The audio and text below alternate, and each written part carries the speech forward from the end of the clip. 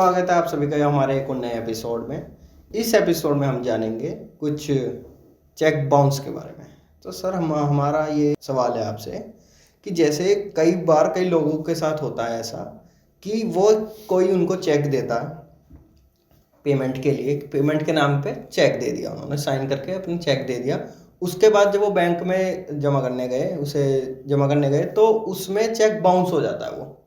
तो उसमें वो व्यक्ति क्या करे अब, जिसे मिला था, जिसे पेमेंट लेनी थी अपनी, तो वो क्या करे इसमें? देखिए, ये वास्तव में एक बहुत बड़ी गंभीर समस्या है, क्योंकि ज़्यादातर होता क्या है, 10 में से 4 चेक बाउंस ही हो जाते हैं। हाँ जी।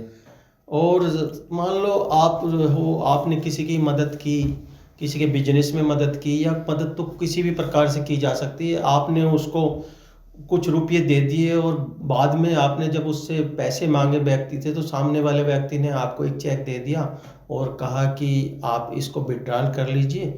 लेकिन जब आप बैंक पहुंचते हैं तो आपको पता चलता है कि बैंक में जिसने चेक दिया है उसके खाते में ही तो इनसफिशेंट पेमेंट है। हाँ जी। तो चेक बाउंस हो जाता है। लेकिन कुछ लोग क्या करते हैं, उस चेक को बाउंस भी करा लेते हैं, और चेक बाउंस कराने के बाद फिर उसको फ़ोन करते हैं कि देखिए जी, आपका ये चेक था, ये बाउंस हो गया क्योंकि आपके अकाउंट में इनसफिशेंट फंड था, या तो आप हमारे पैसे लौटा दें, अदरवाइज हम फिर कोर्ट जाएंगे। तो सामने वाला भी आजकल बहुत चालाक हो गया है। वो क्या करता है, ठीक है जी, अगर ये उसमें पेमेंट नहीं है तो फिर मैं आपको कैश दे दूंगा या आपको दूसरा चेक दे दूंगा। तो ऐसे टालता टालता वो बोलता है कि मुझे आप 10-15 दिन का समय दे दीजिए। 10-15 दिन का समय दे देते हैं आप, फिर वो दोबारा आप उससे कहते हैं कि भाई अब तो मेरे दिए हुए उधार रुपये वापस कर दीजिए। तो आप जब ये कहते हैं तो वो फिर आपसे और बोलता है कि आप थोड़ा सा और रुक जाइए। तो वो क्या चाहता है कि आपको किसी तरह से जो 30 दिन होते हैं चेक बाउंस के, वो निकल जाए। हाँ जी। हाँ जी। अगर आपके चेक बाउंस के 30 दिन निकल गए तो तब क्या होती है, थोड़ी दिक्कत आ जाती है। अच्छा। हाँ, तो आपने करना क्या है, जैसे आप बैंक में जाते हैं और चेक लगाते हैं, चेक लगाने के बाद आपका जो दिया हुआ उसका चेक है वो डिसऑनर हो जाता है। डिसऑनर के बाद आप अपने किसी अच्छे से वकील साहब के पास जाएं और उसको बताएं सारी कहानी जो आपके साथ घटी है, और उसके बाद उस सामने वाले विपक्षी को अपने वकील साहब द्वारा एक लीगल नोटिस उसको तामील कराएं। लीगल नोटिस जब आप उसको देंगे तो लीगल नोटिस की रिप्लाई सामने वाले ने विद इन 15 डेज में देनी होती है। और एक चीज़ और है, आजकल आप ना लीगल नोटिस उसको व्हाट्सएप पे भी सेंड कर सकते हो, उसके पर्सनल नंबर पे, और उसको ईमेल के द्वारा भी आप सेंड मेल भी कर सकते हैं।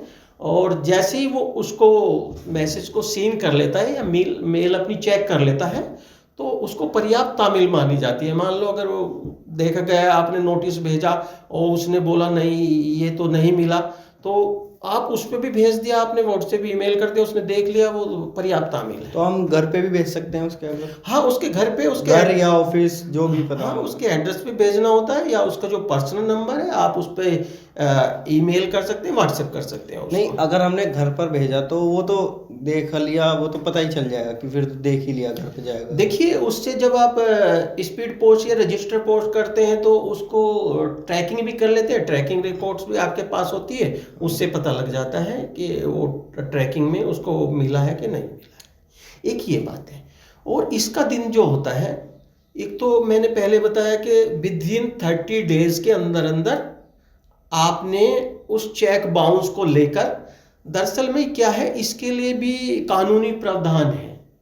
एनआई एक्ट 1881 का अमेंडमेंट 20 है ऑफ 2018 का, उसके सेक्शन 138 के अनुसार ये जो डिसऑनर चेक की कार्रवाई होती है ये उसके अनुसार चलती है।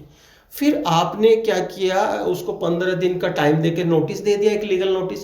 सामने वाले ने आपको रिप्लाई नहीं दिया उस नोटिस के बाद भी विद इन 15 डेज में, फिर आप क्या करते हैं, विपक्षी पे केस कर सकते हैं।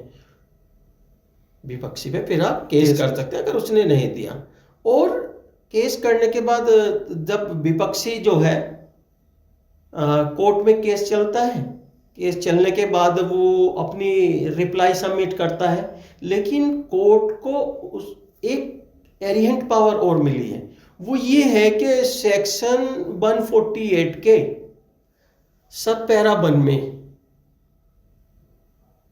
जुडिशियल मजिस्ट्रेट को ये पावर होती है कि वो आपको 20% इंटरिम कंपनसेशन सामने वाले से जमा करा सकता है। 20% मान लो किसी ने आपको चेक दिया 2 लाख का, हाँ जी, 2 लाख आपकी अमाउंट थी which you have to taken back from the opposite, तो तब आप उसका 20% कोर्ट में यानी उसको 40,000 जमा करना पड़ेगा, जो आपको इंटरिम कंपनसेशन वहाँ से मिलेगा, तब तक केस चलता है। और अगर कोई व्यक्ति ये सोचता है कि नहीं भाई मैं इसको मेरे तो अकाउंट में इनसफिशिएंट फंड है और मैं इसको ऐसे चेक देके बरगला दूंगा या इसके अमाउंट नहीं दूंगा, तो वो ऐसा गलत सोचता है, क्योंकि वो यहाँ बच सकता है लेकिन कोर्ट से नहीं बच सकता, वो तो उसको अमाउंट देनी ही होती है।